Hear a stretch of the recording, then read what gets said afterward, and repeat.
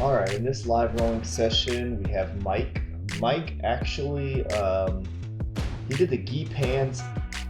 I don't know if it's this year or last year. I can't keep up with my life, but he took third at the gi pans, and it was really cool to watch because it was one of those things that he had to go, he had to really work for it. It wasn't just show up and earn it or show up and get it for free or whatever.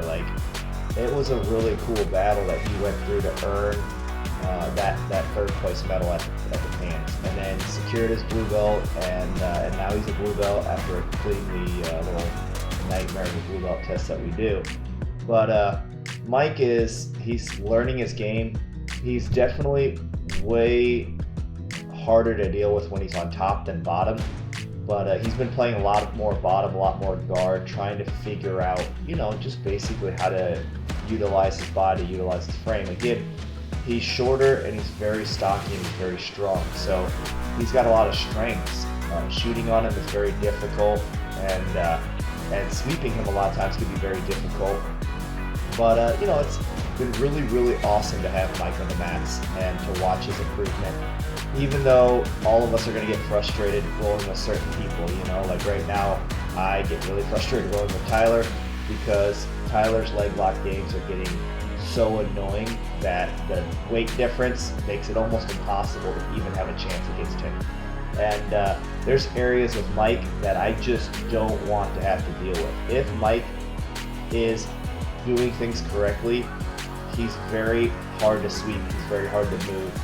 He just needs to believe in himself just a little bit more. Like right now, there's a lot of times that he's got too much forward motion, and it's kind of like I talked in that last drilling session.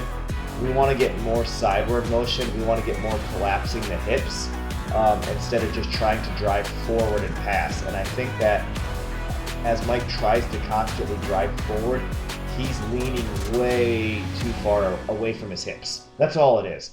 If he can get a little bit more centered and control of his hips, he would be one of the most impossible people to sweep or take down. And but he's so new overall. If you think about 10 years, he's 20% in. So there's a lot of things that took me. I didn't even play top for the first 3 years of my jiu-jitsu career.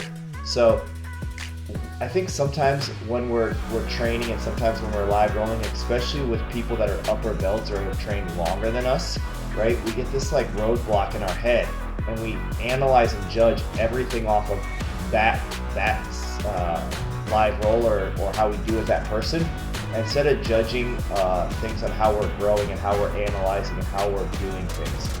So that's really what I think we all need to do is just judge ourselves a little bit more and then figure out where we need to improve and really start working on that.